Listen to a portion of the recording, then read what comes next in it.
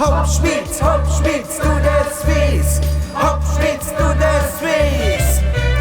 Komm, wir gehen jetzt all auf die Straße, weil du der Swiss fährt heute vorbei. Im Velofahren schon seit Jahren sind Schweizer vorne dabei. Fertig, Kübler, Koblet, Bräu und wie sie alle geheissen haben.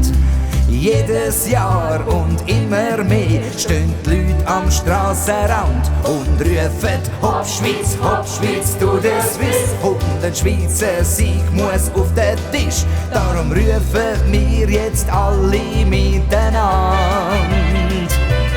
Hey, Hopp Schweiz, du der Swiss. Wenn wir schauen, wer heute Sieger ist, aber gewinnen soll an jedem Ort der Sport.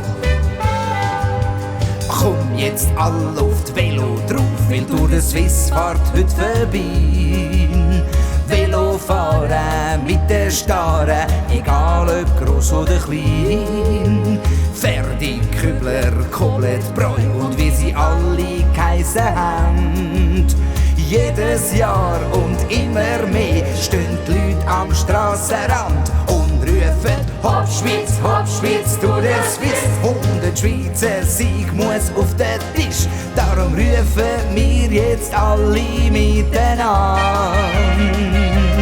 Hey, Hopp Schweiz, du der Swiss. Wenn wir schauen, wer heute Sieger ist, aber gewinnen soll an jedem Ort der Sport. Ja, meine sehr verehrten Damen und Herren, wir schalten das live in die Tour de Suisse und wir haben dann aber uns den Ferdi Kübler. Ferdi, wer ist der beste Rennfahrer aller Zeiten? Der Ferdi National und ich. Hopp Schweiz, du der Swiss. Und ein Schweizer Sieg muss auf den Tisch, darum rufen wir jetzt alle miteinander. Hopp Schweiz, du der Swiss. Wenn wir schauen, wer heute Sieger ist, aber gewinnen soll an jedem Ort der Sport.